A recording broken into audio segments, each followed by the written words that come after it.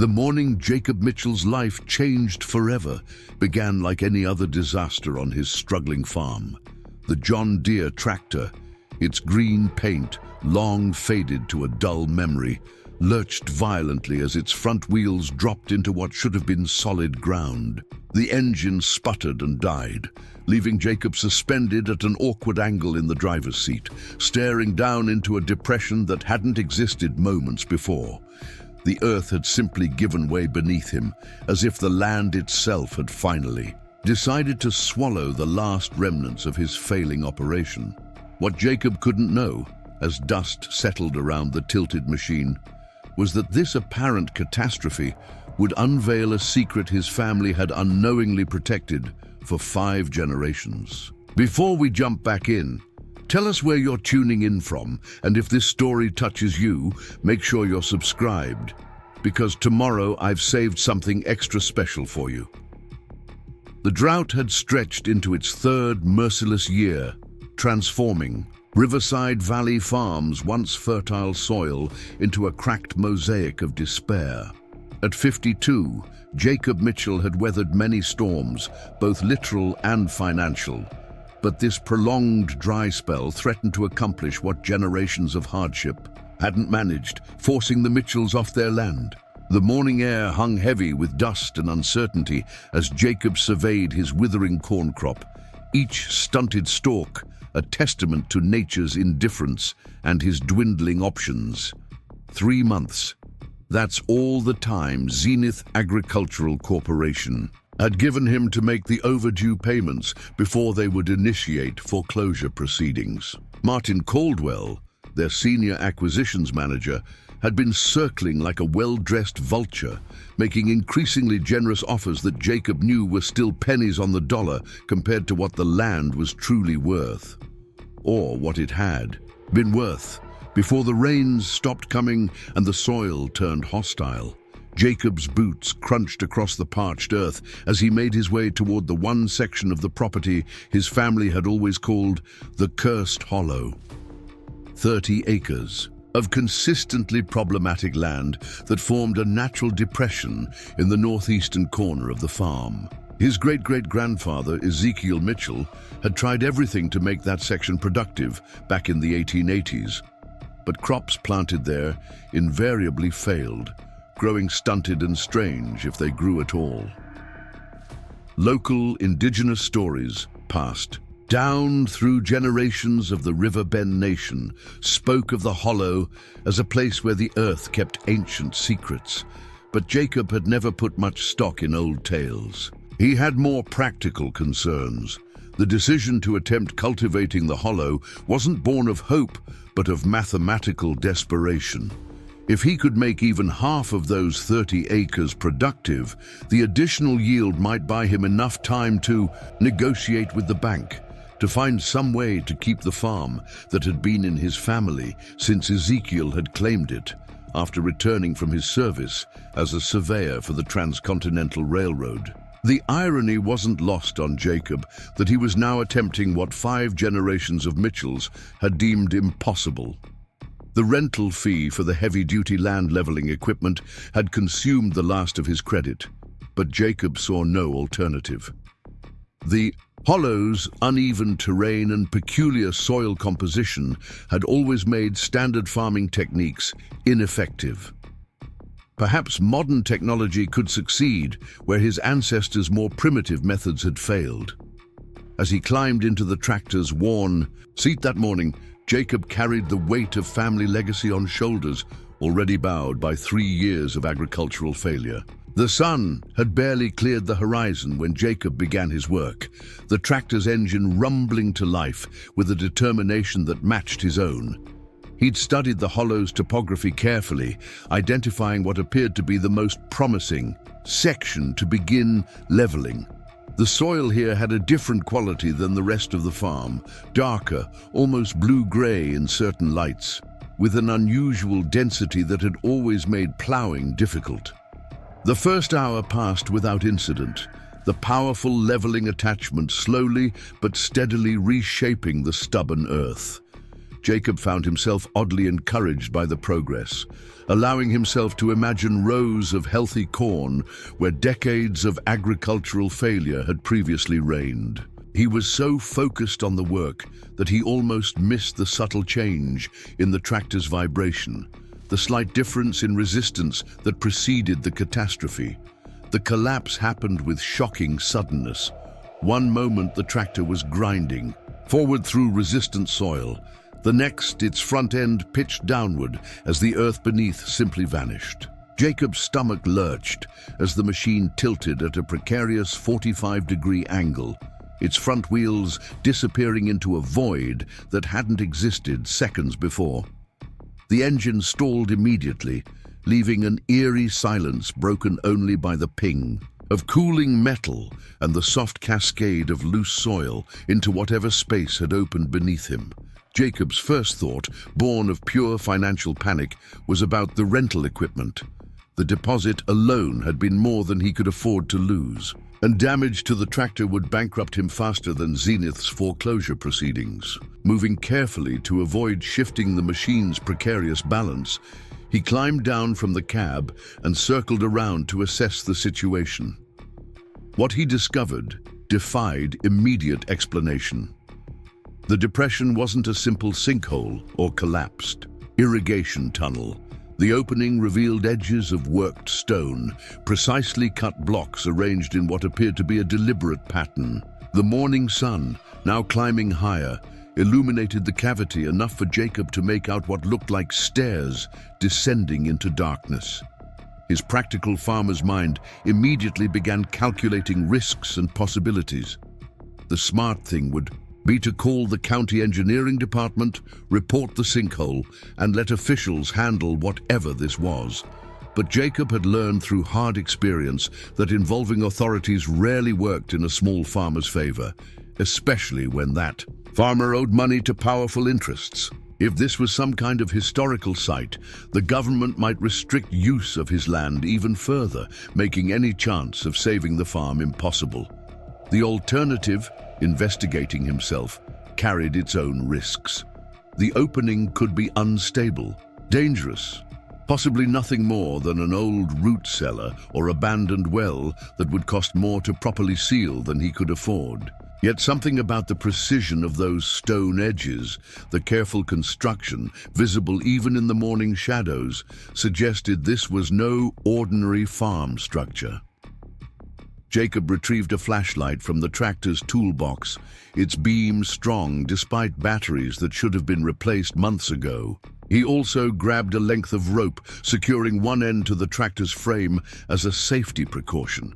The thought crossed his mind that he should call someone, let somebody know what he was doing. But who would he call? His wife Sarah had taken their daughter to her sisters in Chicago last month, a temporary separation that felt increasingly permanent as the farm's situation worsened. His nearest neighbors, the Hendersons, had sold out to Zenith last year. The stairs proved more stable than Jacob expected, carved from the same grey-blue stone that characterized the hollow's unusual geology. His flashlight beam revealed walls of fitted stonework extending downward, the craftsmanship unlike anything he'd seen in other historical structures around Millbrook County. These weren't the rough field stones of pioneer construction, but precisely shaped blocks fitted together without mortar, yet holding firm after who knew how many years underground. 23 steps down, the stairway opened into a chamber that made Jacob's breath catch. The room stretched perhaps 30 feet across, its ceiling supported by columns carved with intricate geometric patterns. But it was the contents of the chamber that truly stunned him. Clay vessels lined stone shelves along the walls, their surfaces decorated with symbols that bore no resemblance to any Native American pottery he'd seen in local museums. Metal objects, tools perhaps, or ceremonial items, lay arranged on what appeared to be an altar or work surface in the chamber's center. Jacob's flashlight beams swept across the space, revealing more details with each pass. The floor was inlaid with colored stones forming a complex circular pattern, like a compass. rose but far more elaborate. Markings covered the walls, not random scratches, but organized symbols that suggested writing or mathematical notations. Most striking were the crystals embedded at regular intervals around the chamber's perimeter, their faceted surfaces catching and multiplying his flashlight beam in ways that seemed to defy simple reflection. The farmer in Jacob immediately began making practical assessments.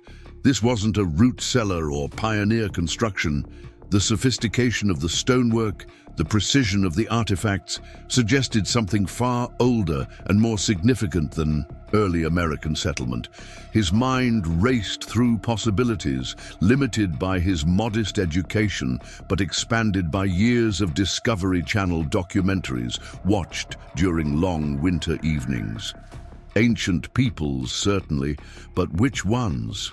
Preparing and narrating this story took us a lot of time, so if you are enjoying it, subscribe to our channel. It means a lot to us. Now back to the story. And why here, beneath his struggling farm? As he stood in the center of the chamber, turning slowly to take in the full scope of the discovery, Jacob noticed something that made his practical nature assert itself with new urgency. His cell phone, which should have had a clear signal even underground this close to the surface, showed no bars at all. More concerning, the screen flickered erratically, as if experiencing some kind of interference.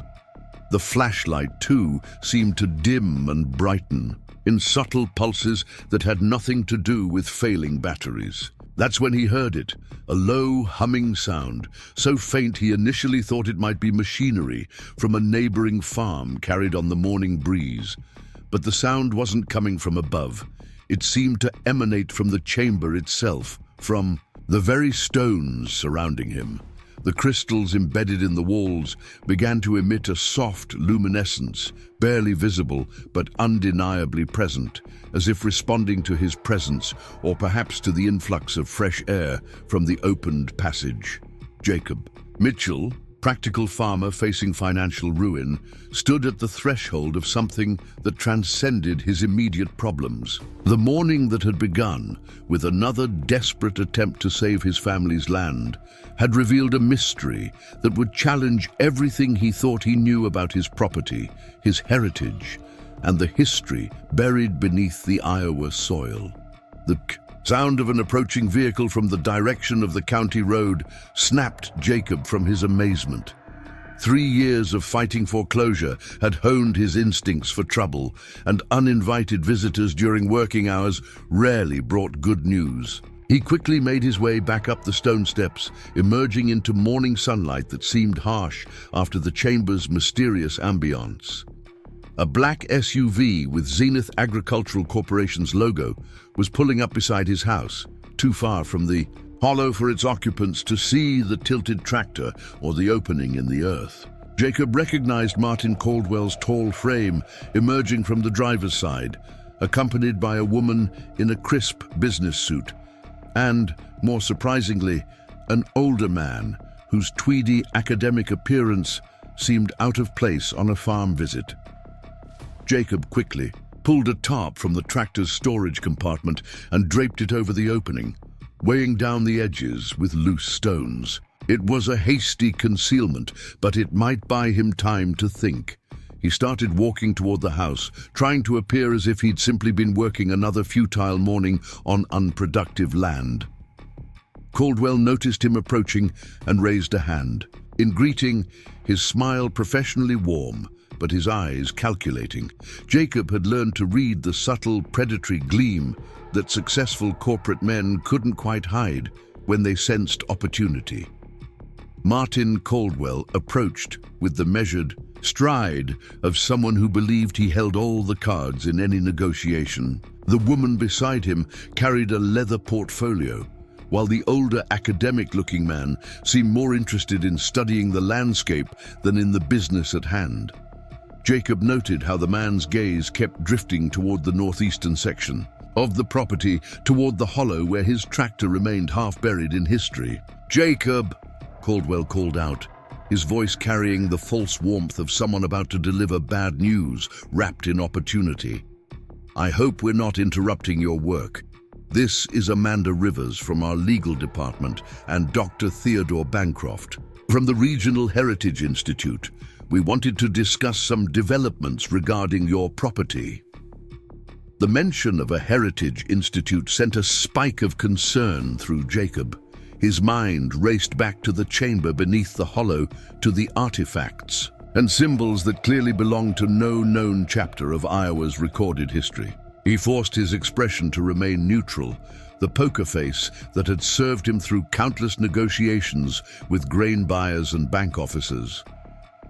Developments? Jacob kept his tone carefully disinterested, as if they were discussing nothing more significant than weather patterns or crop rotation schedules.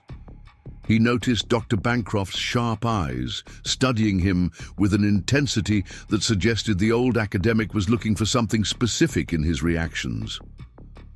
Amanda Rivers opened her portfolio, extracting a sheaf of official-looking documents. Mr. Mitchell, in preparing our formal acquisition proposal, we've discovered some interesting historical records regarding your property. Dr. Bancroft has been researching land claims in this region, and there appear to be some anomalies. In your deed history, Bancroft stepped forward, his voice carrying the practiced authority of someone used to lecturing captive audiences. The original land patent issued to Ezekiel Mitchell in 1883 contains unusual provisions. Your ancestor was granted specific mineral and archaeological rights that were typically reserved by the federal government during that period. It suggests he had knowledge of something significant on this property. Jacob felt his throat tighten, but maintained his composure. 5 generations of Mitchells had worked this land, and never once had anyone mentioned special provisions or archaeological rights. Yet something about Bancroft's predatory interest suggested this wasn't a recent discovery for him. I'm not sure what any of this has to do with my current situation, Jacob replied, letting exhaustion creep into his voice. It wasn't difficult to feign. The constant stress of impending foreclosure had worn genuine grooves of fatigue into his features. Unless these historical anomalies can make it rain or convince the bank to extend my loans, they don't help me much. Caldwell's smile widened slightly, the expression of a chess player watching his opponent move exactly as predicted. Actually, Jacob, they might help more than you realize. Zenith is prepared to increase our offer by 40%, provided you sign today. We'll also include a provision ensuring your family maintains access rights to any historical sites discovered on the property. The specificity of that last clause sent alarm bells ringing in Jacob's mind. They knew something, or at least suspected it. But how much? And more importantly, how long had they known? He thought about the mysterious depression that had always defied cultivation, about the stories passed down through the Riverbend Nation that his family had dismissed as folklore. That's generous, Jacob managed, buying time to think, but I'd need to review any documents carefully, maybe consult with my own lawyer. Rivers and Caldwell exchanged a look that Jacob couldn't quite interpret. It was Bancroft who spoke next, his tone shifting from academic detachment to something more urgent. Mr. Mitchell, I should inform you that the Heritage Institute has already filed preliminary papers with the State Historical Commission. If there are significant archaeological resources on this property, and our research strongly suggests there are, you may find your options for independent action quite limited. The threat was elegantly delivered, but unmistakable. They were moving to box him in, to force his hand before he could fully understand what lay beneath his land. Jacob felt the familiar weight of institutional power being brought to bear, the same forces that had squeezed small farmers for generations, just dressed in different legal clothing. I appreciate you bringing this to my attention, Jacob said, drawing on reserves of diplomatic patience he didn't know he possessed. But I've got equipment in the field that needs tending. If you'll leave those documents, I'll review them this Evening. Caldwell's eyes narrowed slightly, the first crack in his polished veneer. Time is somewhat critical, Jacob. Our offer includes assuming your immediate debts, but that window closes at end of business today. After that, he let the implication hang in the air like smoke from a distant fire. Then I'd better get back to work so I can give this proper consideration, Jacob replied, already stepping backward toward his truck. You folks know the way out. He watched them return to their vehicle, noting how Bancroft kept glancing toward the hollow, as if he could sense what lay beneath through sheer academic intuition. As their SUV disappeared down the county road, Jacob felt the full weight of his discovery settle onto his shoulders. Whatever existed in that underground chamber had been waiting for over a century, preserved in darkness while the world above changed beyond recognition. Now somehow, powerful interests had gotten wind of it, and the race to control its secrets had begun. Jacob quickly returned to the hollow, pulling back his hasty tarp camouflage to peer down at the opening. The morning sun now angled differently, penetrating deeper into the stairway and illuminating details he'd missed in his initial amazement. The precision of the stonework became even more apparent, each block fitted with mathematical exactitude that spoke of advanced engineering knowledge. He descended once more into the chamber, this time with the focused purpose of documentation rather than wonder. His phone's camera function still worked despite the signal interference, and he methodically photographed every artifact, every symbol, every architectural detail he could capture. If Zenith and the Heritage Institute were moving to claim control, he needed evidence of what actually existed here. As he worked, that subtle humming sound returned, slightly stronger than before. The crystals embedded in the walls seemed to pulse with a rhythm that matched his own heartbeat, as if the chamber itself was responding to his presence. Jacob found himself drawn to the central altar-like structure, where metallic objects were arranged in patterns that suggested purpose rather than mere storage. One item in particular caught his attention, a disc-shaped object about 8 inches in diameter, crafted from what appeared to be copper, but with an unusual reddish sheen, unlike any patina he'd seen. Intricate symbols spiraled from its center to its edge, and when his flashlight beams struck it at certain angles, the symbols seemed to shift and realign, creating an optical effect that made his eyes water. Jacob hesitated before touching anything. His farmer's practicality warred with an instinctive reverence for the age and mystery of these objects. But the morning's visit had created a new urgency. If Bancroft and his institute gained legal control, these artifacts might disappear into private collections or locked museum storage, their secrets potentially lost forever. Making a decision that would alter the course of his life, Jacob carefully lifted the copper disc. It was surprisingly heavy for its size and warm to the touch despite the chamber's cool air. As his fingers closed around it, the humming sound intensified, and the crystal's pulsing light grew noticeably brighter. For a moment, the symbols carved into the wall seemed to writhe and reform, creating patterns that resembled star charts or mathematical equations before settling back into their original configurations. A sound from above, footsteps on gravel, sent Jacob scrambling back up the stairs. He slipped the disc into his jacket pocket, its weight a constant reminder of the line he'd just crossed. Emerging into daylight, he found Deputy Karen Walsh approaching from the direction of his driveway, her patrol car parked beside his truck. Walsh had grown up in Millbrook County, her family running the hardware store for 3 generations before Walmart drove them out of business. She understood the pressures facing small farmers better than most law enforcement officers, but she also had a job to do. "Morning, Jacob," she called out, her tone carefully neutral. "Everything all right out here? Saw Caldwell's vehicle leaving. Your place. Wanted to make sure there wasn't any trouble." Jacob appreciated her concern, even as he wondered if her timing was entirely coincidental. In rural communities, the arrival of city lawyers often preceded various forms of legal pressure. "Just another generous offer to take the farm off my failing hands," he replied, unable to keep the bitterness from his voice. Walsh nodded sympathetically, then glanced past him toward the tilted tractor. "Equipment trouble?" "Hit a soft spot," Jacob said quickly. "Probably an old well or root cellar. I was about to check if I could pull it out myself before calling Henderson's towing." The deputy studied the scene with professional interest. "Want me to take a look?" Sometimes an extra pair of eyes helps assess these situations.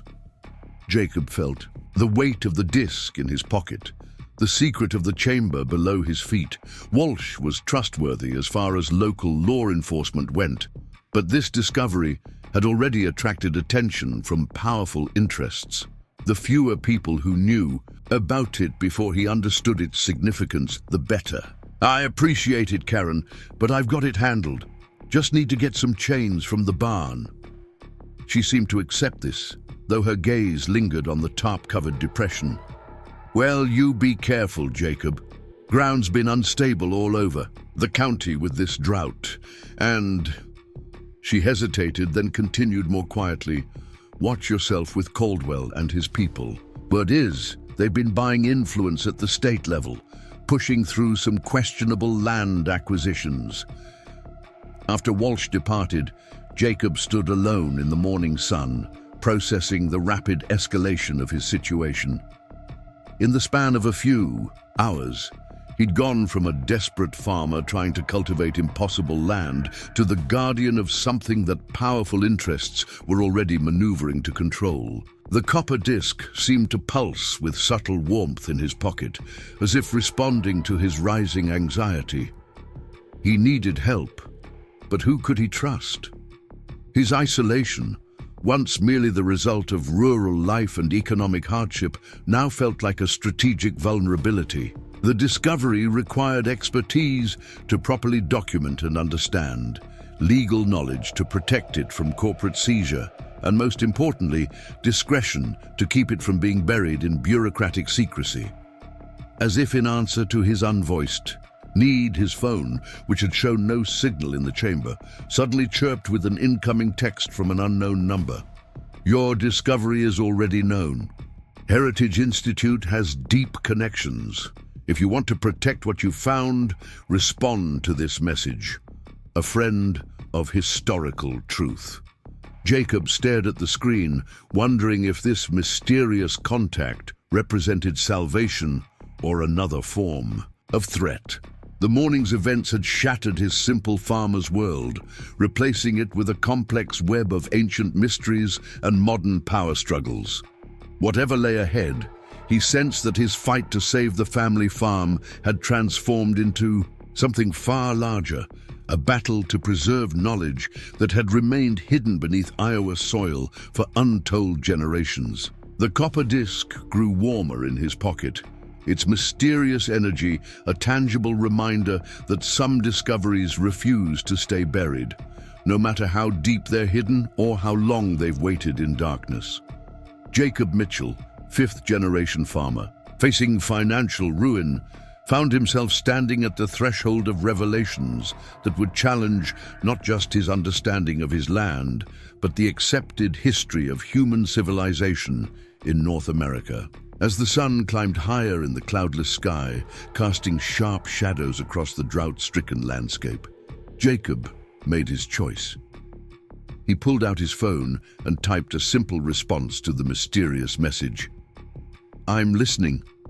The reply came. Within seconds, "Check your family records, Ezekiel's journals. Northern Hollow has been protected for reasons. Meeting necessary, Old Muller Barn. Sunset, come alone, bring proof." Jacob knew the Muller place, abandoned for 20 years after the last of that farming family died without heirs. It sat on the county line, far enough from town to ensure privacy, but close enough to reach before dark. The mention of Ezekiel's journals sent a chill through him. How could this unknown contact know about family documents he himself had barely glanced at since inheriting them? The attic of the Mitchell farmhouse held 5 generations of accumulated history, most of it mundane records of crop yields, equipment purchases, and weather patterns. But there was also a wooden chest that had belonged to Ezekiel, filled with personal papers Jacob had never thoroughly examined. With new urgency, he climbed the narrow stairs to the dusty space beneath the eaves. The chest sat exactly where he remembered, its leather straps brittle with age but still intact. Inside, beneath layers of land surveys and faded photographs, he found what he was looking for: 3 leather-bound journals, their pages yellow but legible. Ezekiel Mitchell had been meticulous in his record-keeping, a trait that had passed down through the family line. The first journal covered Ezekiel's work on the railroad surveys, filled with technical notations and sketches of landscape features. But it was the second journal, dated 1882 to 1885, that made Jacob's hands tremble as he read, August 15th, 1883, the river bend. Elders were right about the hollow. What lies beneath must be protected, though I scarce understand its nature myself. The symbols match none I've seen in my travels, neither Indian nor European. I have secured the land patent with special provisions, though it cost me nearly all. My savings to convince certain officials. The knowledge must pass to my descendants, though I pray they need never face what I have witnessed. Jacob flipped forward, finding more cryptic references. October 3rd, 1883. Professor Whitmore from the Eastern Archaeological Society visited again today. His interest in the hollow grows more aggressive. I've told him nothing, but he seems to know more than he reveals. The River Bend people say his kind have searched for such places for generations, seeking power they don't understand. Ndej, the final entry in that journal, was the most disturbing. December 21st, 1884. The winter solstice brought strange lights from the hollow, visible despite the snow cover. I've built the new barn to block the view from the road. If others see what I have seen, there will be no protecting this place. I've made arrangements with Chief Standing Bear. His people will watch when mine cannot. The burden of guardianship weighs heavy, but I accepted it with the land. May God forgive me for what I keep hidden. Jacob closed the journal, his mind reeling. His great-great-grandfather hadn't stumbled upon this land by chance. He'd sought it out specifically to protect whatever lay beneath the hollow. 5 generations of failed farming in that section weren't agricultural incompetence, but deliberate preservation. The copper disc in his pocket seemed to pulse with increased warmth, as if acknowledging his newfound understanding. Jacob carefully photographed several key journal pages with his phone, creating digital backup of Ezekiel's revelations. Then he returned the journals to their chest, keeping only a few pages as the proof his mysterious contact had requested. The afternoon sun was already beginning its descent when Jacob prepared for the meeting at Mueller's barn. He told himself he was being foolish, that meeting unknown contacts in abandoned buildings was how people disappeared in crime dramas. But the alternative, letting Zenith and the Heritage Institute claim control over a mystery his family had guarded for generations, was unacceptable. He loaded his truck with practical supplies, flashlights, rope, a crowbar, and his father's old revolver, which he kept cleaned and loaded despite having never fired it outside of target practice. The copper disc went into a small metal box, wrapped in cloth to prevent its strange warmth from being noticeable.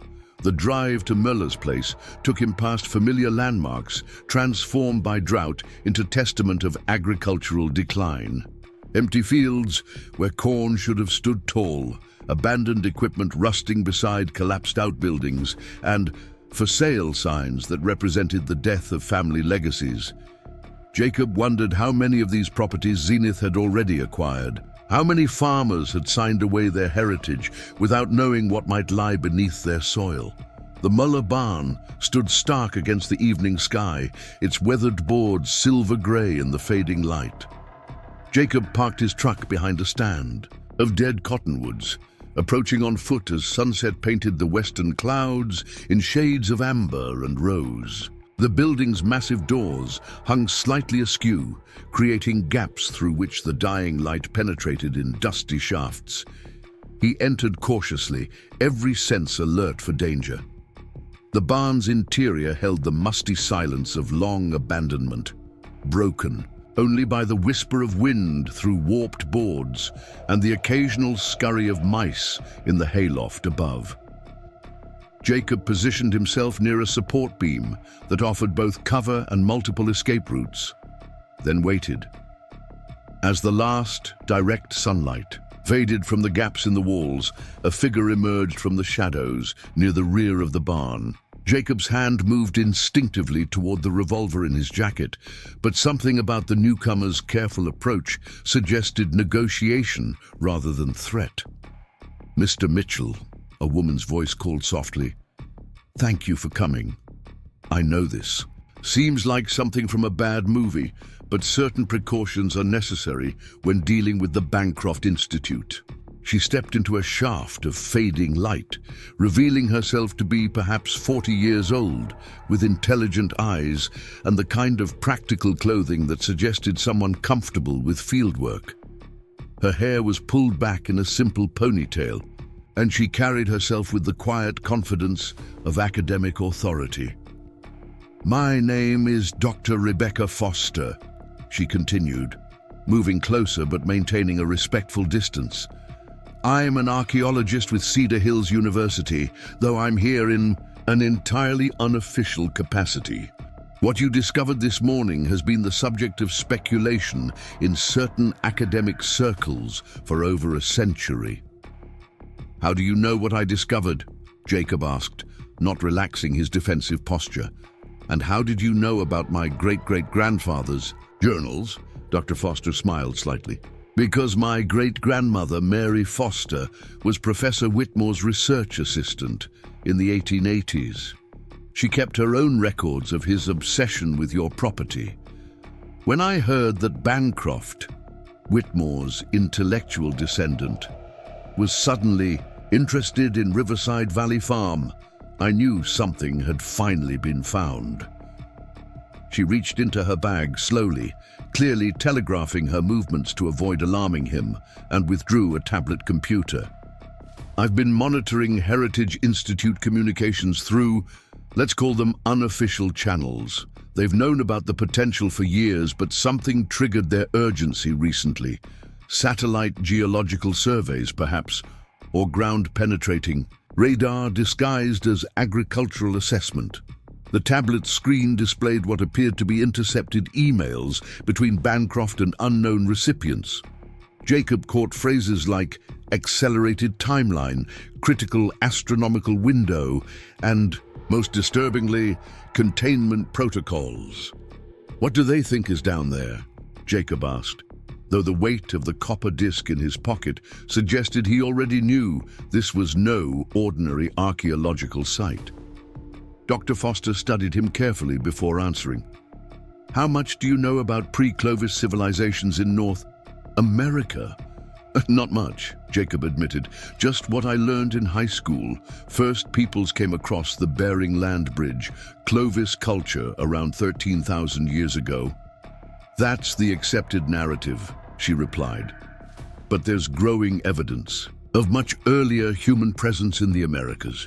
Sites that don't fit the established timeline, artifacts suggesting technological knowledge that shouldn't have existed." The academic establishment, particularly institutions like Bancroft's, have been very effective at suppressing or discrediting such discoveries. She moved to an old workbench, spreading out printed photographs and documents. "Your hollow, according to both Whitmore's notes and indigenous oral histories, contains something that challenges fundamental assumptions about human history in North America. Possibly evidence of a sophisticated civilization that predates accepted timelines by thousands of years."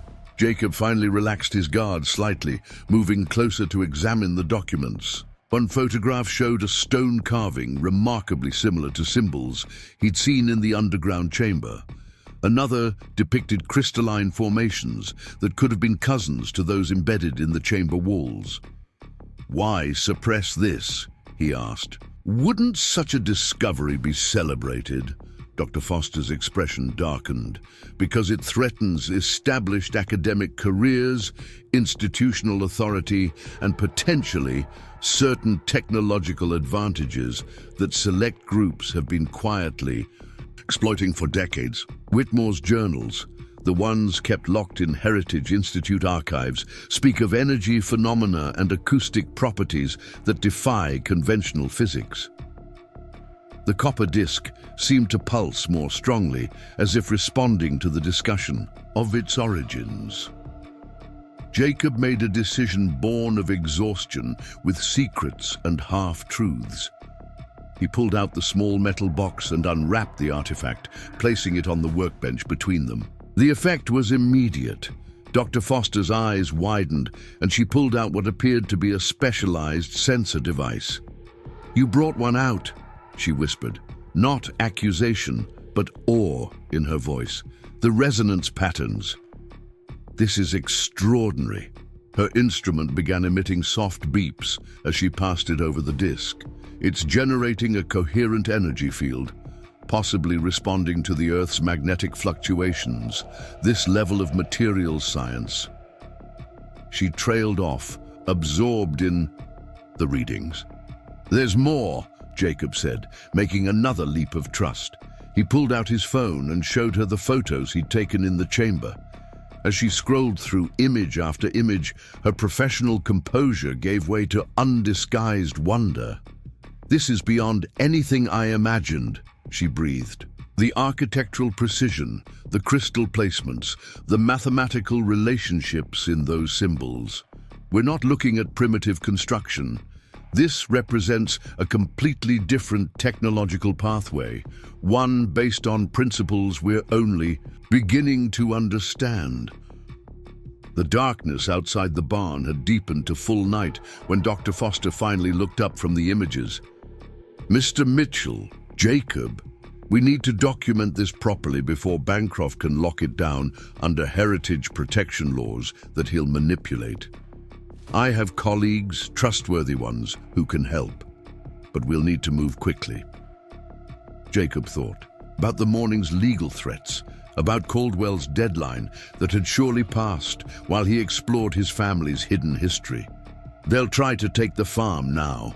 Without their increased offer, I can't make the payments." "Then we make the discovery public," Dr. Foster said decisively. "Not everything, not the sensitive details that might attract the wrong kind of attention, but enough to establish your role as the site's discoverer and protector. There are laws protecting landowners who find significant archaeological resources, and there are grants available for preservation. More importantly, there are indigenous groups who will support your claim based on your family's historical relationship with the River Bend Nation." For the first time since his tractor had broken through to the underground chamber, Jacob felt a glimmer of hope, not just for saving his farm, but for ensuring that whatever knowledge lay hidden beneath the hollow would serve its intended purpose, preserved for humanity's benefit, not controlled by those who would exploit it for narrow gains. "What do we do first?" he asked, the simple question marking his transition from overwhelmed farmer to active participant in a historical revelation. Dr. Foster smiled, the expression of someone who lived for such moments of discovery and purpose. "First, we create multiple documentation streams that can't be suppressed. Then we contact Dr. Elena Redhawk from the Riverbend Cultural Preservation Council. She's been fighting Bancroft's appropriation of indigenous sites for years. And tomorrow morning, before they can file any legal interventions, we invite select media to witness what you've found." As they prepared to leave the barn, planning their strategy for the night ahead, Jacob felt the copper disc's warmth against his palm. Whatever ancient civilization had created the chamber beneath his land, they had encoded their knowledge in forms that transcended language and time. Now it fell to him, a farmer facing foreclosure, backed by a rogue archaeologist, and the weight of family legacy to ensure that knowledge served its intended purpose. The next 24 hours would determine whether the secrets beneath Riverside Valley Farm would illuminate humanity's understanding of its past or disappear into the controlled vaults of institutional suppression. As Jacob drove back to his farmhouse under stars that seemed unusually bright in the drought-clear sky, he realized his fight to save the family farm had transformed into something far greater, a battle to preserve truths that had waited millennia to be revealed. The drive back to Riverside Valley Farm stretched through darkness, punctuated only by the occasional distant yard light from neighboring properties. Jacob's mind raced with the implications of everything Dr. Foster had revealed. His phone, propped in the cup holder, displayed a steady stream of text messages as she coordinated with her network of trusted colleagues. Each notification felt like another step away from the simple life he'd known just 12 hours earlier. The farmhouse sat, dark against the star-filled sky when he pulled into the driveway. No welcoming lights awaited. He'd been too rushed that morning to think about setting timers, and Sarah's absence meant no one waited inside to greet him. The emptiness struck him differently now, not just as personal loneliness, but as vulnerability. If Bancroft's Institute was as connected as Foster suggested, they might already be planning their next move. Jacob's first priority was securing the copper disc. His grandfather's old safe, a formidable iron relic that had survived a barn fire in the 1950s, sat in the basement corner behind shelves of home-canned goods from better harvests. The combination came to him automatically, his father's birth. Date, a number sequence, his fingers remembered even when his mind felt overwhelmed. The safe's interior held the usual collection of important documents, land deeds, insurance policies, and a few pieces of family jewelry that had somehow escaped being sold during previous financial crises. Jacob added the copper disc to these treasures, wondering if his ancestors had used this same safe to protect other secrets from the hollow. His phone buzzed with a message from Dr. Foster. Contacted Elena Redhawk. She's driving down tonight with tribal documentation that supports your family's guardian status. Also reached 2 trusted journalists. Can you be ready for controlled site access by 10 a.m. tomorrow? Jacob typed back a quick confirmation, then climbed the stairs to his bedroom with Ezekiel's journal pages tucked under his arm. Sleep felt impossible, but his body demanded rest after the day's physical and emotional extremes. He lay in the darkness, listening to the old house settle around him, wondering how many previous Mitchell men had lain awake in this same room, carrying the weight of the hollow's secrets.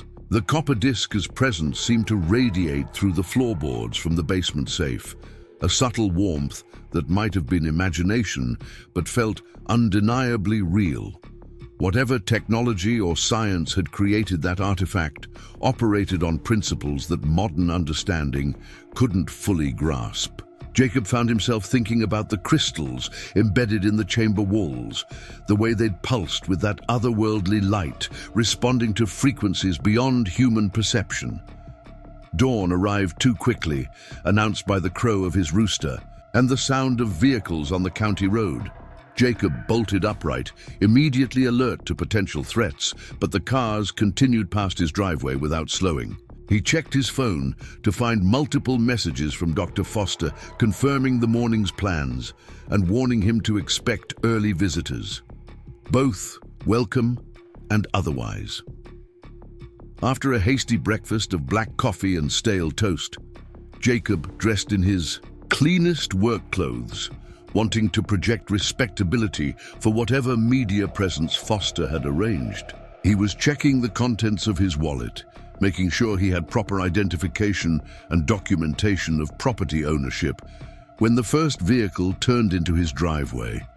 It wasn't one of Foster's contacts or Bancroft's representatives, but Deputy Walsh's patrol car. She stepped out wearing her official expression, the one that preceded the delivery of legal documents or bad news. Jacob met her on the porch, noting the manila envelope in her hand with resignation. "Morning, Jacob," she said, her tone genuinely regretful. "I'm sorry about this, but I've got papers from the county court. Emergency injunction filed by the Heritage Institute claiming imminent threat to suspected archaeological resources on your property." Jacob accepted the envelope without surprise. Foster had warned him this might be Bancroft's first move, using legal mechanisms to restrict access while they maneuvered for full control. He opened the documents and scanned the dense legalese, finding what he expected: a temporary restraining order preventing any ground disturbance or artifact removal from the northeastern section of his property. "They moved fast," he commented, more to himself than to Walsh. The deputy shifted uncomfortably. "Between you and me, this came through channels faster than I've ever seen. Judge Harriman signed it at 6 this morning. Someone has serious pull at the courthouse." "I appreciate the heads up, Karen," Jacob replied, folding the papers carefully. "Just doing your job." She hesitated before returning to her car. "Jacob, I don't know what's going on here, but be careful. Bancroft's name carries weight in corners of state government that make me nervous. And there are 2 black SUVs parked at the old Texaco station in town, out of state plates, just sitting there since before dawn." After Walsh departed, Jacob texted the injunction details to Dr. Foster, who responded immediately. "Expected this. Elena has tribal sovereignty arguments prepared. Journalists still coming. Injunction doesn't prevent documentation of existing conditions. Stay strong." The next hour brought a carefully orchestrated series of arrivals. First came Dr. Elena Redhawk, a woman in her 50s whose bearing commanded immediate respect. She drove a pickup truck decorated with Riverbend Nation insignia and carried a leather portfolio that looked both ancient and meticulously maintained. "Mr. Mitchell," she greeted him formally before her face softened into a smile. "Though I should say Guardian Mitchell, according to the oral histories of my people, we've been waiting generations for this day." Behind her vehicle came Dr. Foster in her practical sedan, followed by 2 cars Jacob didn't recognize, presumably the journalists she'd contacted. As the group assembled in his front yard, Jacob felt the surreal nature of the situation intensify. 24 hours ago, he'd been a failing farmer trying to cultivate barren land. Now he stood at the center of what felt like a historical reckoning. Dr. Redhawk opened her portfolio on the hood of her truck, revealing documents that made Jacob's eyes widen.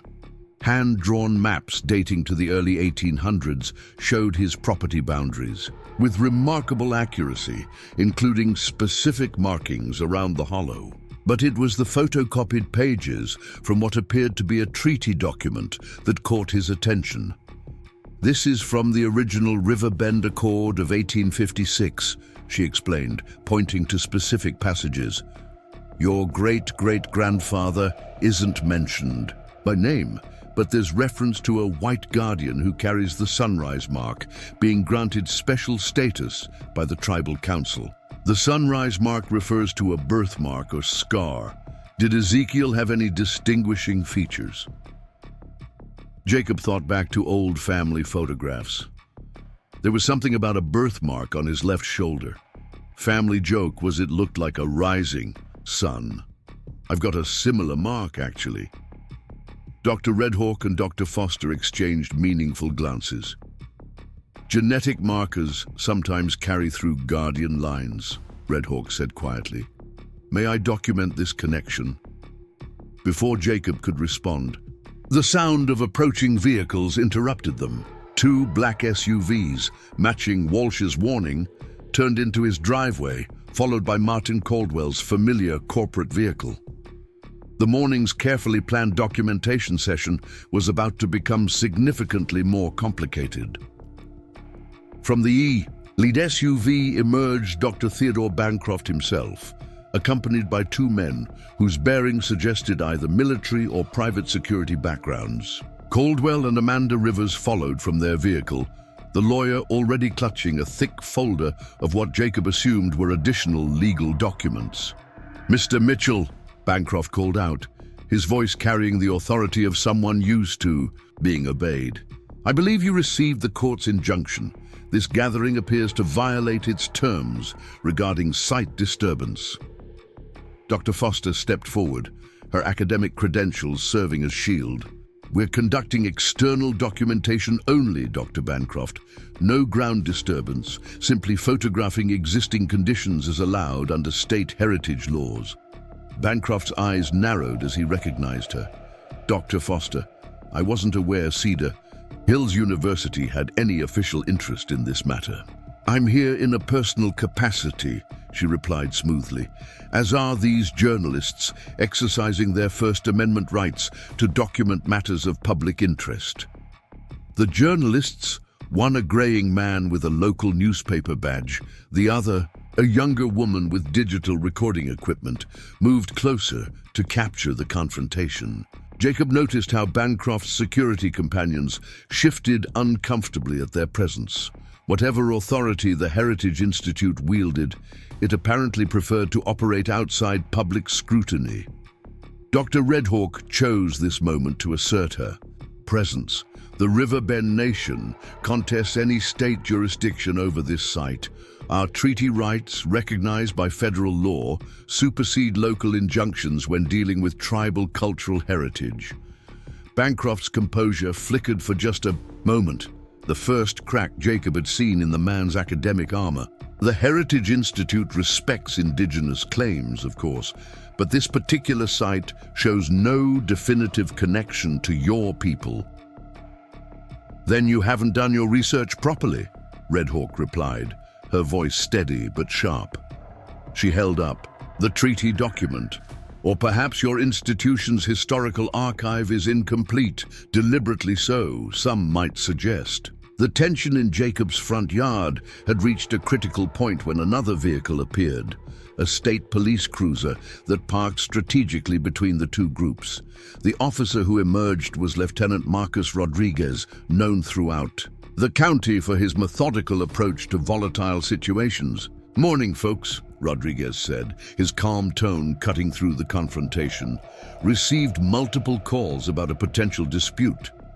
Everyone want to explain what's happening here?" For the next 10 minutes, the various parties presented their positions with varying degrees of legal justification and emotional intensity. Rodriguez listened without interruption, his presence alone preventing the situation from escalating beyond words. When everyone had spoken, he turned to Jacob. "Mr. Mitchell, as the property owner, what's your position on this gathering?" Jacob took a deep breath, feeling the weight of generations of guardianship on his shoulders. "I've invited Dr. Foster and Dr. Redhawk to help document something I discovered on my land. These journalists are here as witnesses. Everything we're doing is external observation only, which I believe is within my rights." Rodriguez nodded slowly. "And the injunction?" "Prevents ground disturbance and artifact removal," Jacob continued. "We're complying with those restrictions while exercising our right to document existing conditions." The state trooper considered this, then addressed the group as a whole. "Here's how this is going to work.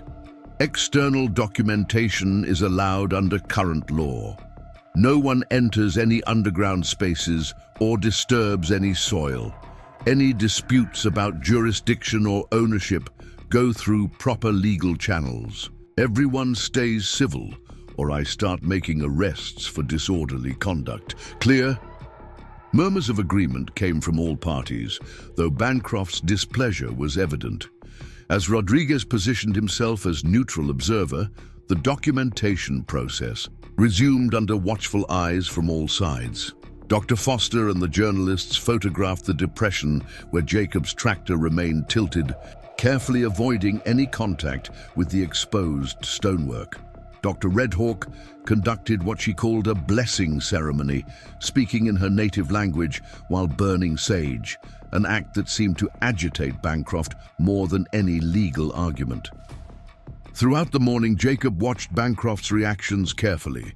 The man's academic facade couldn't entirely hide his intense interest in specific details: the precise angle of the exposed stones, the unusual coloration of the soil, and especially the readings from various instruments Dr. Foster produced. It became increasingly clear that Bancroft knew exactly what lay beneath the hollow, had perhaps known for years, waiting for someone to accidentally discover what his institute couldn't legally excavate without cause.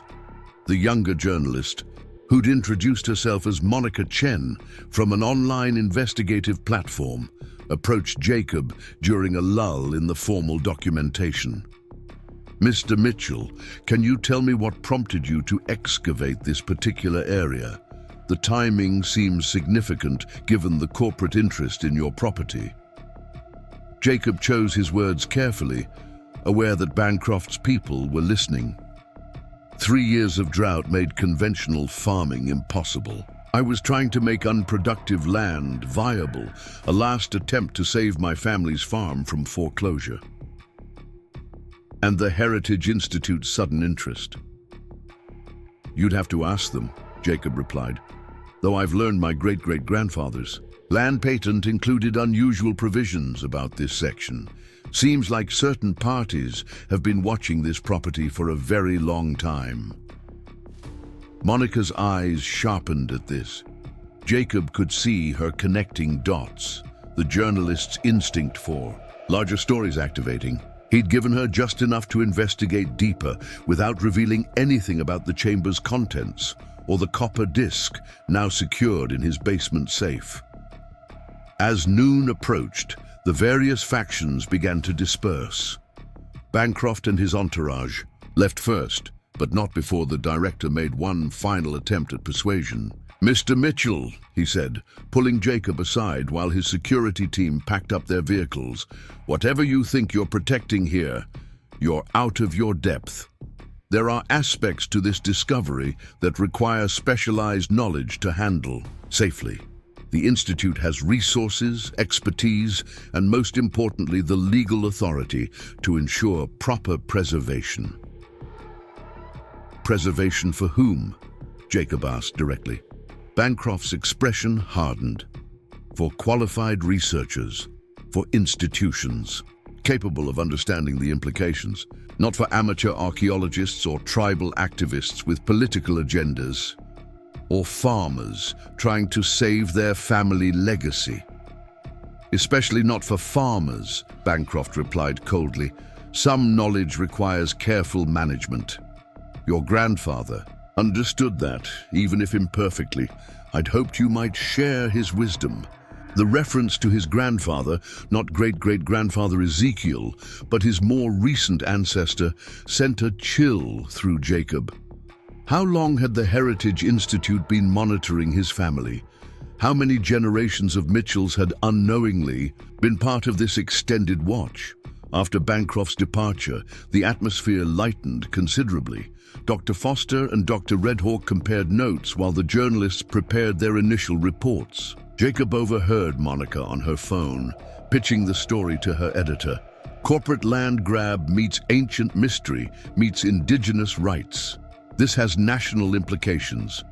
Lieutenant Rodriguez maintained his neutral observation post until the last visitor had left, then approached Jacob with a more relaxed demeanor. "Interesting morning, Mr. Mitchell. Word of advice, whatever's going on here, keep everything well documented and above board. Bancroft has connections that go way beyond local jurisdiction." As the state trooper drove away, Jacob found himself alone with Dr. Foster and Dr. Redhawk. The three stood looking at the covered depression, each understanding that the morning's confrontation was merely the opening skirmish in what would likely be a prolonged battle. "They'll regroup," Foster said quietly. "File more comprehensive legal actions, probably bring in federal authorities under some heritage protection statute they'll manipulate." Redhawk nodded. But now we have public documentation, media involvement, and established tribal interest. They can't make this disappear quietly. Jacob thought about the copper disc in his safe, about the chamber's crystal arrays and mathematical symbols, about the humming energy that seemed to pulse in response to cosmic rhythms. What if there's more to Bancroft's concern than just archaeological control? He mentioned handling things safely that suggests actual danger. Foster and Red Hawk exchanged another of their meaningful looks. There are theories, Foster admitted carefully. Certain archaeological sites around the world display anomalous energy signatures. Most mainstream academics dismiss such research, but there's a subset of investigators who believe ancient civilizations understood principles of physics we're only beginning to rediscover.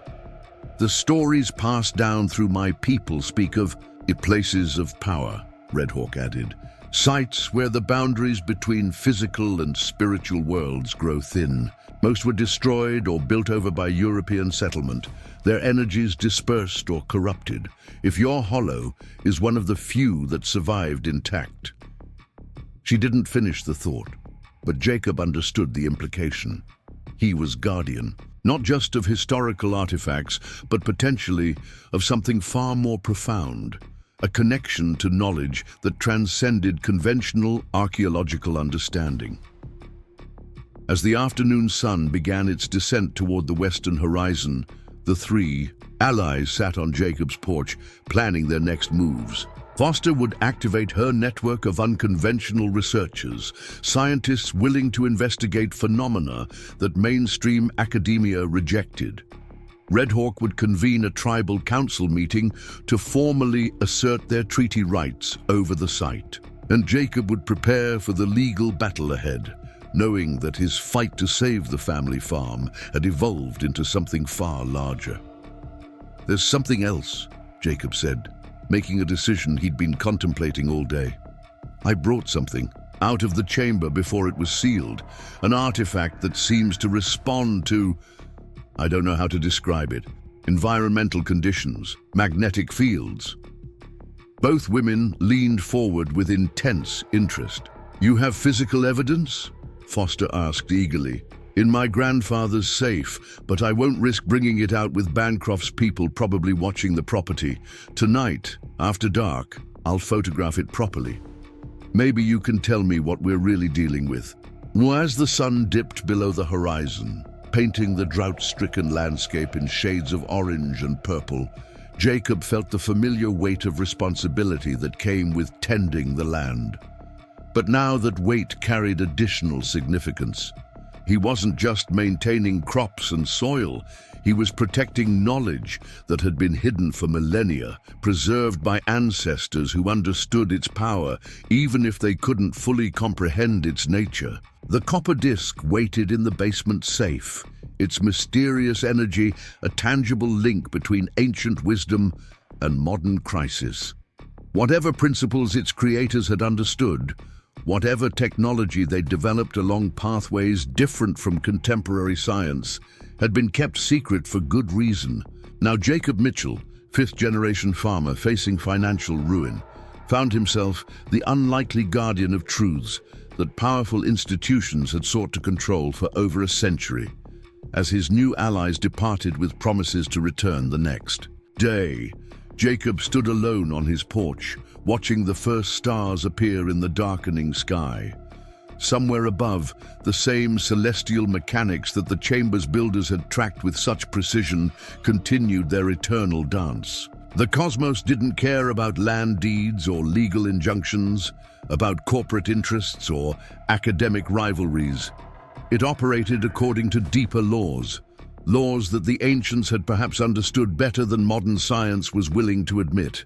Tomorrow would bring new challenges, legal maneuvers, media coverage, and undoubtedly more pressure from Bancroft's Institute. But tonight, Jacob allowed himself a moment of wonder at the journey that had brought him here.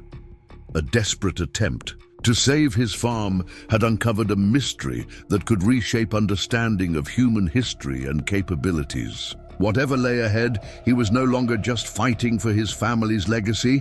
He was fighting to ensure that ancient knowledge served its intended purpose in a world that desperately needed wisdom from the past to navigate its future. Dawn broke over Riverside Valley Farm with pale tendrils of light that did little to warm the autumn chill. Jacob had spent most of the night in his father's study, poring over Ezekiel's journals by lamplight, connecting pieces of a puzzle his family had been assembling for generations without fully seeing the complete picture. The copper disc sat beside him on the desk, its mysterious symbols occasionally catching the light in ways that defied simple reflection. After hours of research, his eyes burning from strain and lack of sleep, Jacob had compiled a timeline of significant events spanning 5 generations of Mitchell stewardship. Patterns emerged that couldn't be coincidence, periodic interest from academic institutions that aligned with specific astronomical events, offers to purchase the property that intensified during certain celestial alignments, and most tellingly, visits from representatives of organizations that changed names over decades but maintained the same core mission. The Heritage Institute hadn't always been called that.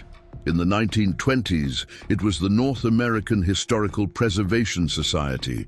Before that, the Archaeological Trust of the Midwest.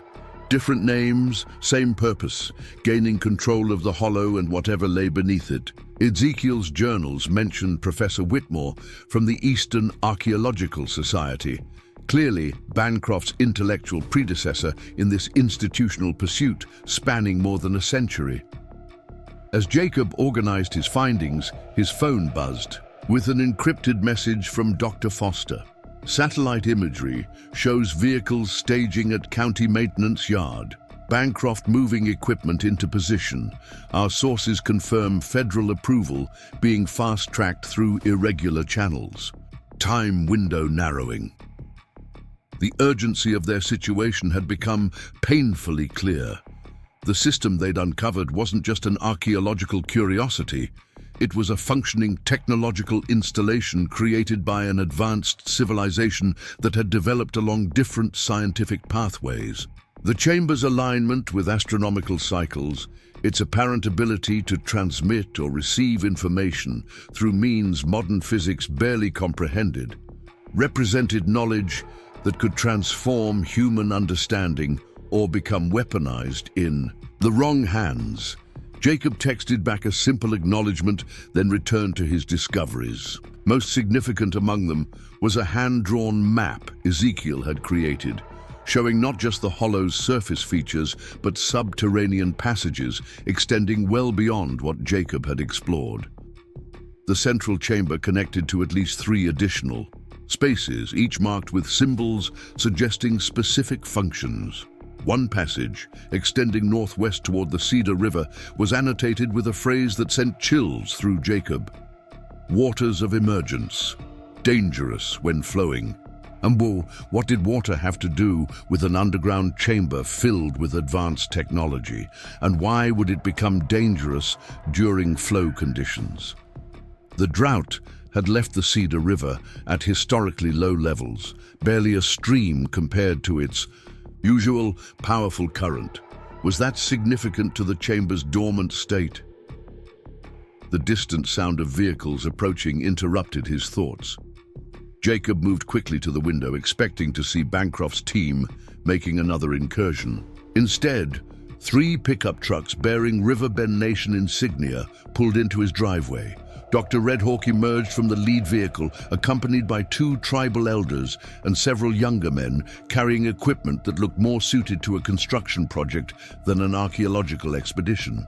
Jacob secured the copper disc in his grandfather's safe before meeting the group outside.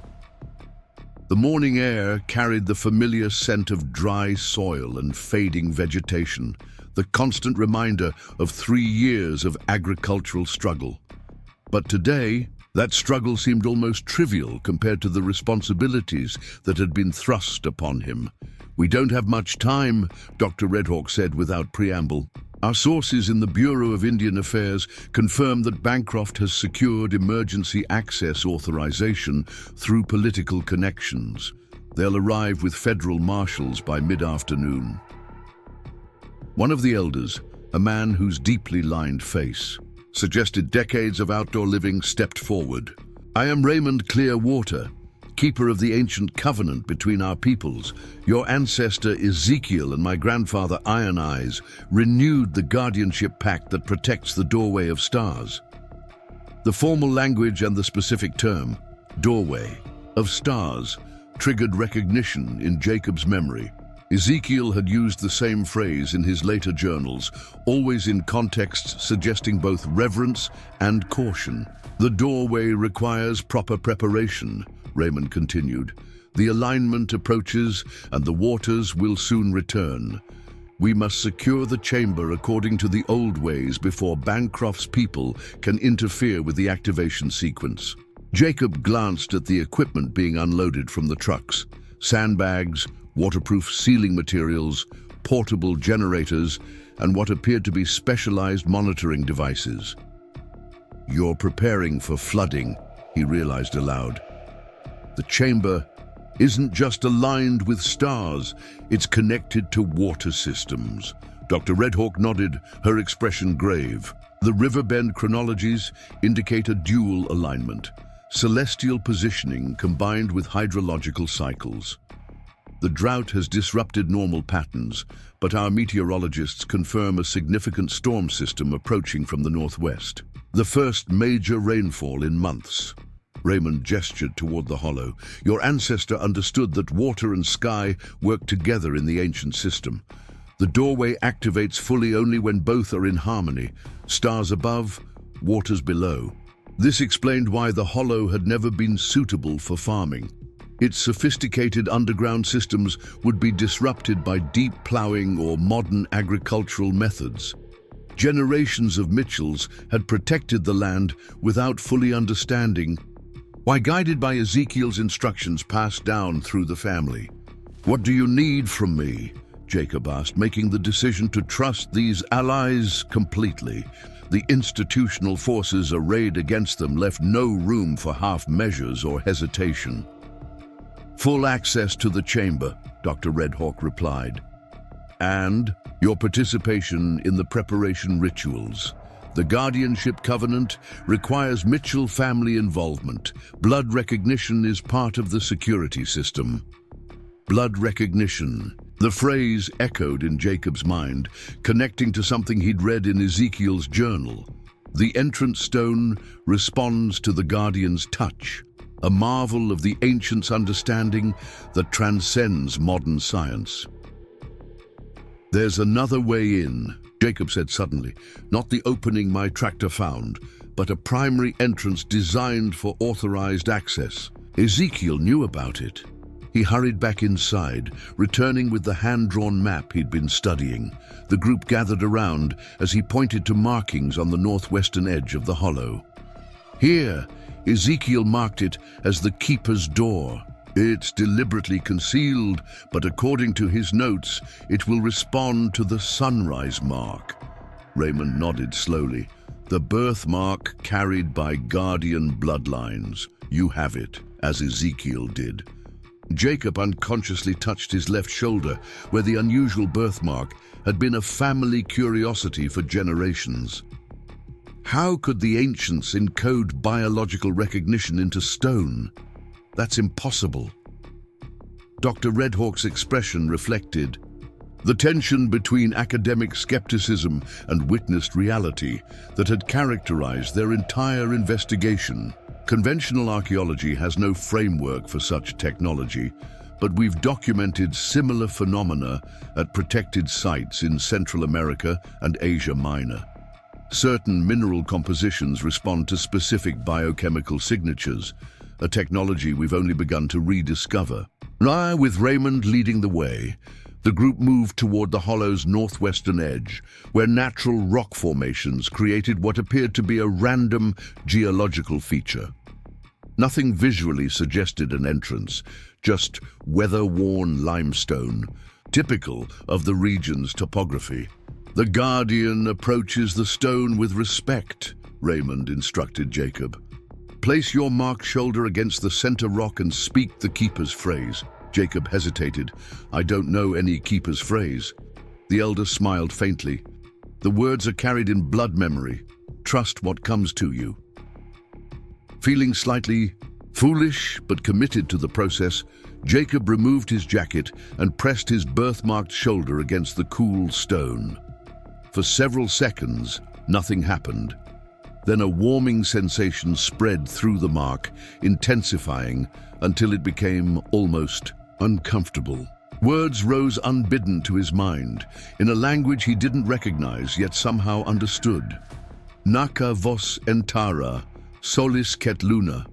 The stone responded immediately, a vibration spreading through the entire formation, accompanied by a low humming sound. Sections of apparently solid rock began to shift, not mechanically, but through some form of material transformation that allowed rigid stone to flow like liquid. An opening appeared, revealing a perfectly preserved stairway descending into darkness. The keeper's entrance, Raymond said with satisfaction, unopened for generations, but still recognizing its guardian. The stairway was different from the rough opening Jacob's tractor had created, precisely crafted steps with symbols etched into each riser, glowing faintly with an internal luminescence that provided just enough light to navigate safely. The group descended in silence, the tribal members moving with reverent caution while Dr. Redhawk documented everything with sophisticated scanning equipment. The passage opened into a small antechamber that Jacob hadn't seen in his previous exploration. Unlike the main chamber with its astronomical alignments and artifacts, this space appeared dedicated to monitoring and controlling the site's environmental conditions. Crystal displays embedded in the walls showed what could only be described as real-time data. Water levels, atmospheric conditions, and astronomical positions rendered in the same symbolic language found on the copper disc. The Guardian's monitoring station, Raymond explained, moving confidently through the space as if he'd visited many times before. Your ancestors would check these systems during key alignments, ensuring the doorway remained properly balanced. Channels carved into the floor radiated outward from a central point, their purpose becoming clear as they began to examine the entire system. The chamber wasn't just built underground, it was deliberately integrated with natural water flows, designed to harness hydrological energy during specific conditions. The storm coming tonight will recharge systems dormant for decades, Dr. Redhawk explained, studying the crystalline displays. When combined with the astronomical alignment, it creates the full activation cycle described in our oral traditions. Vonal, as Jacob explored the antechamber, he discovered a recessed alcove containing what appeared to be control mechanisms, geometric shapes arranged in patterns that matched astronomical configurations. One depression was exactly the size and shape of the copper disc he'd removed from the main chamber. The integration key, Raymond identified it immediately. It synchronizes water and stellar energies when properly placed. The implications were becoming clearer by the minute. The underground system wasn't just a passive repository of ancient knowledge, it was an active installation designed to process information during specific cosmic and terrestrial alignments. The copper disc Jacob had removed was a critical component, the absence of which might disrupt the entire system during activation. "We need to retrieve the disc from my safe," Jacob said urgently. "If what you're saying is true, it needs to be reinstalled before the alignment and storm converge." Dr. Redhawk checked her atmospheric monitoring equipment. Barometric pressure is already dropping. The storm system is accelerating. Expected arrival now by early evening. We have hours, not days. As the group returned to the surface to implement their preparations, they discovered Dr. Foster's car coming up the driveway at high speed. She emerged, looking harried, clutching a tablet computer displaying what appeared to be legal documents. Bancroft's team secured federal authorization, she announced grimly. Not just archaeological access, but seizure rights under national security provisions. They're claiming potential radiological hazards requiring immediate containment. Jacob processed this alarming escalation. Radiological hazards. There's nothing radioactive down there. Of course not, Foster agreed. But the energy signatures the chamber emits don't match any known scientific profile. Bancroft has leveraged that uncertainty to convince Homeland Security officials that the site represents a potential threat requiring immediate government control. Raymond and Dr. Redhawk exchanged knowing glances. The ancient technologies operate on principles modern physics misinterprets, Raymond explained. Energy without radiation, power without combustion. Your scientists label as dangerous what they simply don't understand. The tribal members continued unloading their equipment, working with practiced efficiency to prepare the site for both protection and proper activation. Waterproof barriers were being installed at critical points around the hollow, while specialized monitoring equipment was positioned to track both the approaching storm and the chamber's energy fluctuations. Jacob led Dr. Foster inside to retrieve the copper disc from his grandfather's safe. As he dialed the combination, he brought her up to speed on their discoveries about the water integration systems and the blood recognition security features. This goes beyond any archaeological paradigm, Foster said, examining the disc as Jacob carefully unwrapped it. We're dealing with technologies that developed along entirely different evolutionary pathways than our own scientific tradition. The disc had changed since Jacob had secured it hours earlier. Its symbols now pulsed with subtle luminescence, shifting and realigning in patterns that seemed to respond to unseen energies. The copper material itself felt warmer, almost vibrating, with potential energy awaiting release. It's responding to the approaching alignment, Foster observed, scanning it with specialized equipment. The molecular structure is reconfiguring in ways that shouldn't be possible for a static metal object. As they returned outside, the weather was visibly changing. Dark clouds had appeared on the northwestern horizon, their approach unnaturally rapid for typical Iowa weather patterns. The wind had picked up, carrying the scent of distant rain, a smell nearly forgotten during 3 years of drought conditions. Raymond met them at the edge of the hollow, his expression betraying concern. Beyond their immediate preparations, we have another problem. The Riverbend Council just received notification of archaeological permits being issued to the Heritage Institute for emergency excavation. They've mobilized heavy equipment from the county maintenance yard. Jacob felt his stomach tighten. How long do we have? 2 hours, maybe less. Raymond gestured toward where his people were working. We need to complete the water channeling system and install the integration key before they arrive.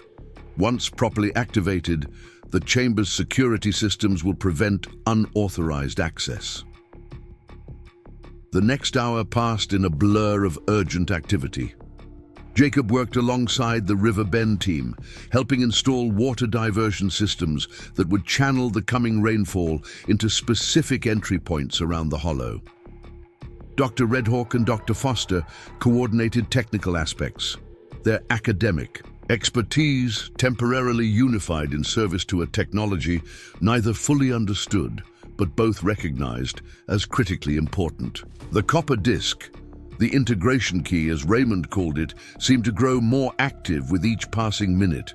Its symbols now shifted continuously, the patterns matching astronomical movements too precise to be coincidence. When Jacob carried it near the keeper's entrance, it began emitting a soft harmonic tone that resonated with the entire stone formation. It's recognizing its home, Raymond explained. The ancients created technologies that respond to both consciousness and cosmic conditions, a science your world has forgotten. They were preparing to descend to the antechamber for the critical installation when the distant sound of heavy vehicles reached them. Jacob climbed to the highest point of the hollow's edge, using binoculars to scan the county road. What he saw sent a wave of urgency through his body. A convoy of trucks and earth-moving equipment was approaching, led by the now familiar black SUVs of the Heritage Institute. Alongside them were vehicles with federal government markings, the promised enforcement contingent that would give Bancroft's team official authority to seize control of the site. "They're coming!" Jacob called, out scrambling back down to the work area. Multiple vehicles, heavy equipment, half an hour at most. Raymond's weathered face showed no panic, only focused determination. "Then we complete our task now. The integration key must be installed, and the keeper must activate the protection protocols. Once the system recognizes its guardian and begins the alignment process, even federal authority cannot override the ancient safeguards." With the pressure of approaching confrontation adding urgency to their actions, Jacob followed Raymond and Dr. Redhawk into the keeper's entrance. Dr. Foster remained above with most of the tribal team, continuing the surface preparations while maintaining communication through their secure channel. The antechamber had transformed since their earlier visit. The crystal displays now pulsed with active information flows, responding to both the approaching storm and the celestial movements overhead. The channels in the floor had begun to glow with a blue-white luminescence that suggested energies already building within the system. Raymond guided Jacob to the control alcove, where the depression for the copper disc now emitted directed beams of coherent light, scanning for the missing component.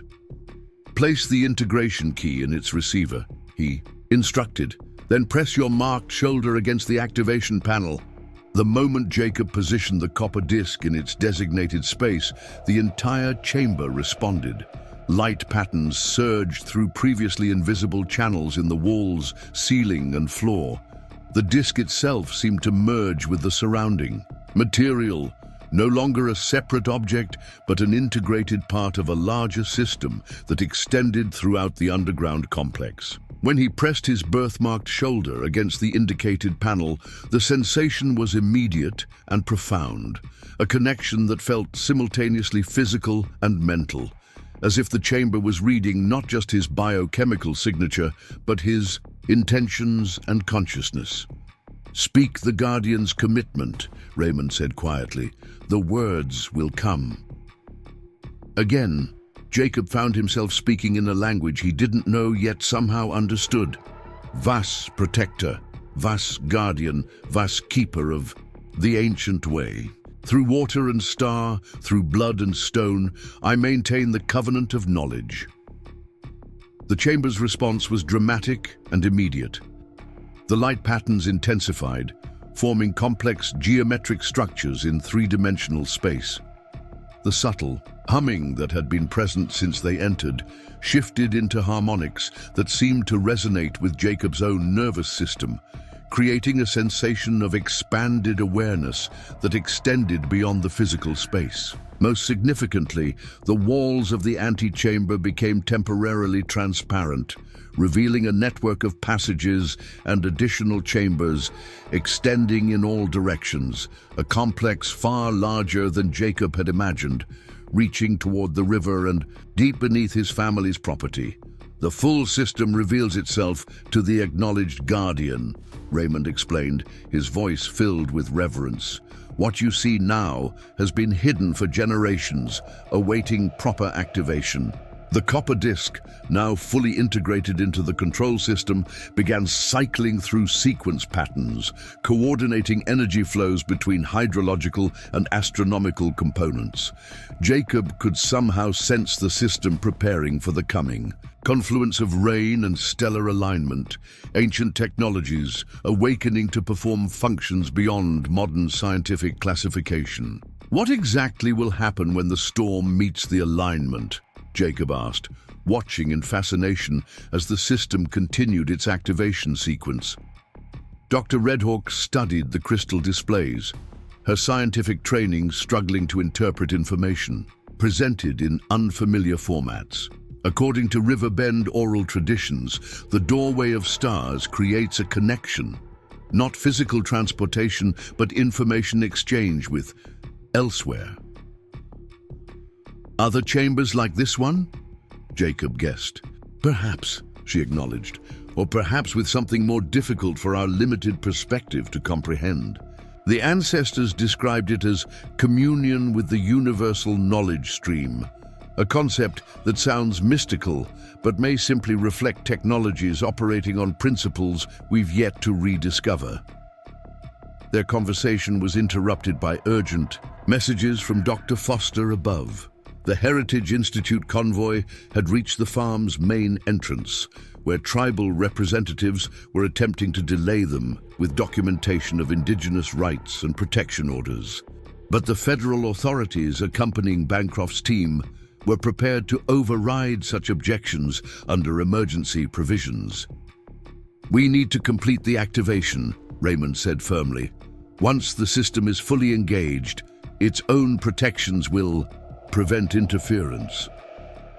The crystal displays showed the approaching storm front, now less than 5 miles away, moving with unusual speed and intensity.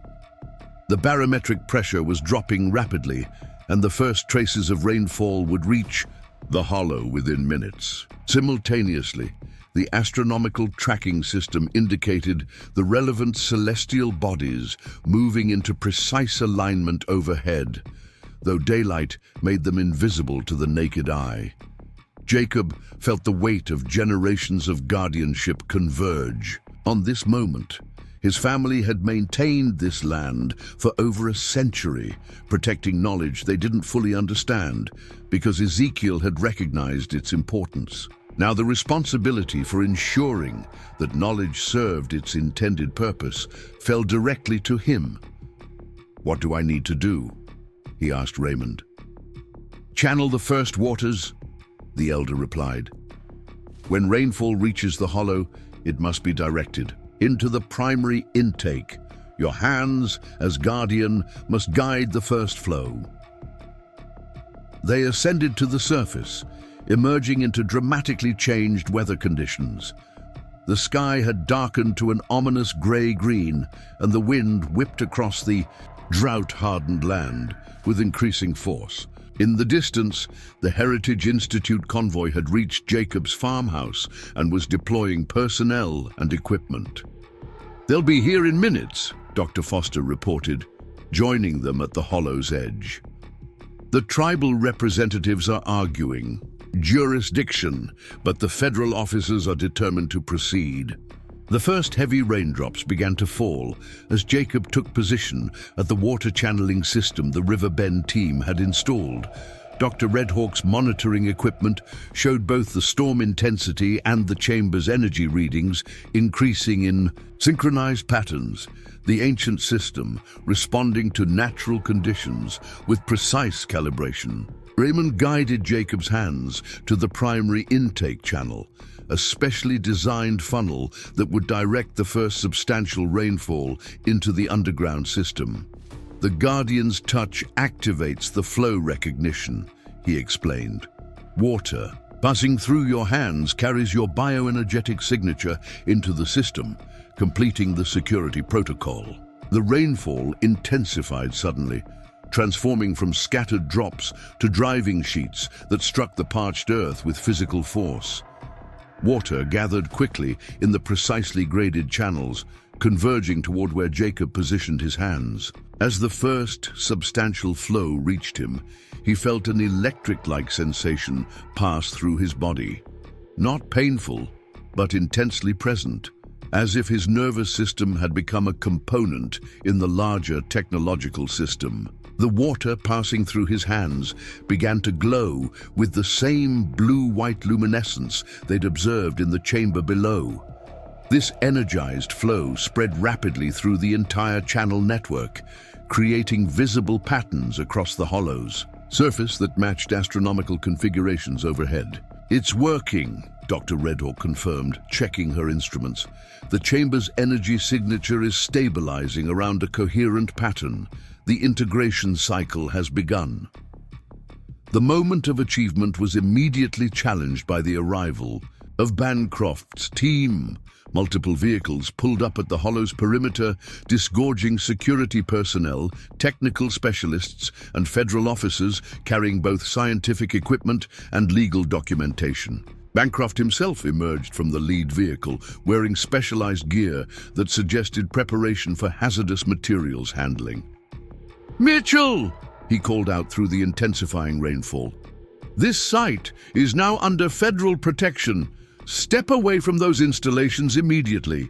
Jacob remained at his post, maintaining contact with the water flow that now pulsed with visible energy. The connection between his bioenergetic field and the ancient system had strengthened to the point where he could sense its operations directly. A form of technological interface unlike anything in contemporary experience. Dr. Foster and Dr. Redhawk moved to intercept Bancroft's approach, positioning themselves between the Heritage Institute team and the activation point.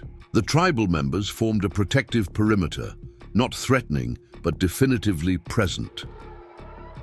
"This site is under indigenous protection guaranteed by federal treaty," Dr. Redhawk stated firmly, holding up documentation that was rapidly becoming soaked in the downpour. "The Riverbend Nation has primary jurisdiction over cultural technologies within their historical territories." Bancroft signaled to the federal officers accompanying his team. "We have emergency authorization overriding standard protocols. Potential energy emissions of unknown origin constitute a public safety concern requiring immediate containment." The confrontation balanced on a knife's edge, legal authorities against indigenous rights, institutional power against familial guardianship. But as the standoff intensified, the ancient system beneath their feet was completing its activation sequence, indifferent to human disputes over its control. The rainfall had reached torrential intensity, water flowing through the channeling system with enough force to create a visible network of luminescent pathways across the hollow's surface. From the exposed stairway, where Jacob's tractor had broken through, a column of coherent light suddenly emerged, not blinding but intensely present, a manifestation of energies building within the chamber below. Bancroft's scientific team reacted with professional alarm, deploying instruments to measure radiation levels and electromagnetic frequencies. Their confusion was evident as readings contradicted standard models of energy behavior, showing patterns that existing scientific paradigms couldn't properly classify. "This is precisely why we need containment," Bancroft shouted above the storm's roar. "Unknown energy signatures requiring qualified oversight." Jacob felt the system's communication directly, information flowing through his connection with the water channel in ways that bypassed normal sensory pathways. The chamber was nearing full activation, its ancient technologies performing exactly as designed by builders whose understanding of natural forces followed different conceptual frameworks than modern science. "It doesn't need containment," Jacob called back. "It's operating perfectly. Your interference is what would create danger." The federal officers looked increasingly uncertain, their training in hazardous materials management providing no framework for what they were witnessing. Energy without radiation, light without heat, water flowing uphill against gravity, phenomena that defied conventional physical laws but followed perfectly coherent patterns within the ancient system's operational parameters. As the confrontation teetered between forceful intervention and cautious observation, nature itself seemed to intervene. Lightning struck with unusual precision at 3 points equidistant around the hollow's perimeter, momentarily overwhelming all electronic equipment. In that brief window of technological disruption, the chamber below completed its activation sequence. The column of light emanating from the stairway opening expanded suddenly, forming a dome-like structure that encompassed the entire hollow. Within this energy field, the rainfall behaved differently, moving in geometric patterns that corresponded to star positions, creating three-dimensional models of cosmic relationships through simple water droplets. "My God," Dr. Foster whispered, her scientific skepticism temporarily overwhelmed by witnessed reality. "It's a demonstration system, a teaching technology." She was right. The energized rainfall was forming educational displays, showing planetary movements, subatomic interactions, and mathematical relationships through water patterns suspended in three-dimensional space. Knowledge encoded in forms accessible to human perception, but representing concepts beyond conventional academic frameworks. Even Bancroft's team had fallen silent, their containment concerns temporarily superseded by sheer scientific wonder. The federal officers lowered their equipment, recognizing that what they witnessed bore no resemblance to the hazardous scenarios they'd been briefed to expect. At the center of this extraordinary manifestation stood Jacob Mitchell, fifth-generation farmer and newly recognized guardian, his hands still immersed in the flowing water that carried both information and energy between sky and earth, between ancient knowledge and contemporary understanding. The birthmark on his shoulder glowed visibly through his soaked clothing, responding to energies flowing through the entire system. Raymond approached Jacob through the structured rainfall, moving, without disturbing the informational patterns forming around them. "The doorway opens," he said quietly. "Now comes the choice that each guardian must make, how much knowledge to release, how much to preserve for future cycles." Jacob understood instinctively what he meant. Through his connection with the system, he could sense control mechanisms that would modulate the information transfer, allowing either broad dissemination of ancient knowledge or more limited release focused on specific concepts. "What did previous guardians choose?" he asked, though he suspected the answer. "Caution," Raymond replied. "Selective release of concepts humanity was prepared to integrate." Ezekiel understood that knowledge without wisdom becomes destructive. Each guardian must judge their own time's readiness. Jacob looked around at the extraordinary scene. Water forming impossible patterns, light behaving according to unfamiliar physical principles, energy flowing through biological and geological systems in harmonious integration. Then he looked at the human response. Bancroft's team oscillating between wonder and fear, the federal officers uncertain whether to treat this as threat or treasure, even Foster and Red Hawk struggling to integrate what they witnessed into existing conceptual frameworks. His decision formed not as calculated thought, but as intuitive understanding, transmitted directly to the ancient system through his connection with the flowing water. The knowledge demonstration shifted in response, focusing its presentations on fundamental principles rather than specific applications: ecological balance, sustainable energy generation, harmonious integration with natural systems. The ancestors understood that knowledge must serve life, Raymond observed, watching the adjusted information patterns form in the suspended rainfall. Not domination, not exploitation, but partnership with natural forces. The storm reached its peak intensity directly over the hollow, rainfall creating a continuous flow through the channeling system that Jacob still directed with his hands. The astronomical alignment had achieved perfect configuration, invisible through storm clouds, but precisely tracked by the chamber's systems below. In that moment of convergence, water and stars, ancient technology and modern witnesses, the doorway completed its activation cycle. The dome of structured energy expanded outward in a pulse that passed harmlessly through all present, but carried information on frequencies that transcended normal sensory limitations. Jacob felt it as expanded awareness, concepts and understandings, flowing into his consciousness not as words or images, but as direct knowledge, accessible when needed. From the expressions on those around him, each was experiencing something similar, though filtered through their individual perceptual frameworks. The knowledge transmission, Dr. Redhawk identified it, her scientific training providing inadequate language for the experience. According to our traditions, it seeds understanding that will emerge gradually as recipients are ready to integrate it. As suddenly as it had intensified, the storm began to recede.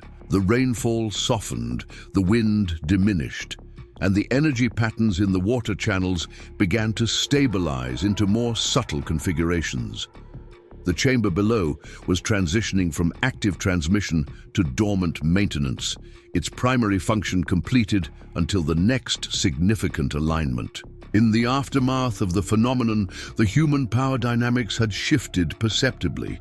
Bancroft stood with his team, their containment equipment rendered temporarily non-functional by the energy pulse. The federal officers conferred among themselves, clearly reassessing the supposed hazard they'd been deployed to contain. "What just happened?" one officer asked directly, addressing Jacob rather than Bancroft. That wasn't radiation or any conventional energy pattern. Before Jacob could respond, Bancroft attempted to reassert control. A geomagnetic anomaly interacting with meteorological conditions, he proposed with forced confidence. Precisely. Why this site requires proper scientific management under Heritage Institute protocols. Dr. Foster stepped forward, her professional credentials providing counter-authority. That explanation contradicts your own team's instrument readings, Dr. Bancroft. What we witnessed was a non-destructive information transmission system using hydrological and electromagnetic carriers. Technology operating on principles outside. Conventional scientific classification, but demonstrably benign. The senior federal officer, a woman whose name badge identified her as Agent Larson, had been carefully observing the entire interaction. She turned to Dr. Redhawk. "Your documentation mentioned indigenous cultural technology protected under federal treaty provisions. This appears to qualify under those statutes rather than hazardous materials protocols." Bancroft's expression revealed frustration at this shifting jurisdictional interpretation. The Heritage Institute has been monitoring anomalous archaeological sites for over a century. Our expertise in assessing such phenomena has been consistently focused on control rather than understanding, Dr. Redhawk interrupted firmly.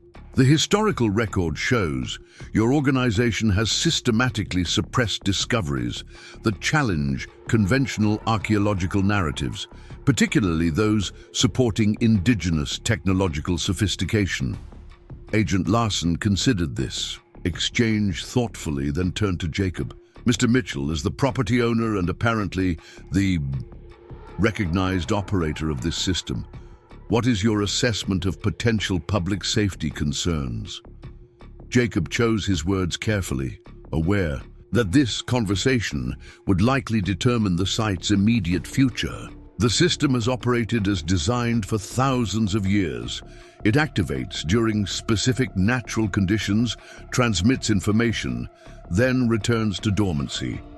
My family has been its designated stewards for 5 generations. There's no danger from the site itself, only from attempts to interfere with its natural cycles. The rainfall had diminished to a gentle shower, and the energy patterns in the water channels had subsided to subtle luminescence. The chamber below continued its transition to dormant status, ancient technologies shifting to maintenance operations after completing their primary function. Bancroft made one final attempt to salvage his institutional authority. These phenomena require proper scientific documentation under controlled conditions. The Heritage Institute is uniquely positioned to coordinate research access. Actually, Agent Larson interrupted, given the demonstrated cultural significance and the Riverbend Nation's documented historical connection, this appears to fall under indigenous cultural preservation statutes. Federal oversight would be coordinated through tribal authorities, not academic institutions. The jurisdictional ground had shifted decisively. tribal sovereignty superseding institutional claims. Bancroft's expression revealed he understood the implications. The Heritage Institute would not gain control of the site or its technologies. A century of maneuvering had been thwarted by proper application of legal protections the Institute had never anticipated.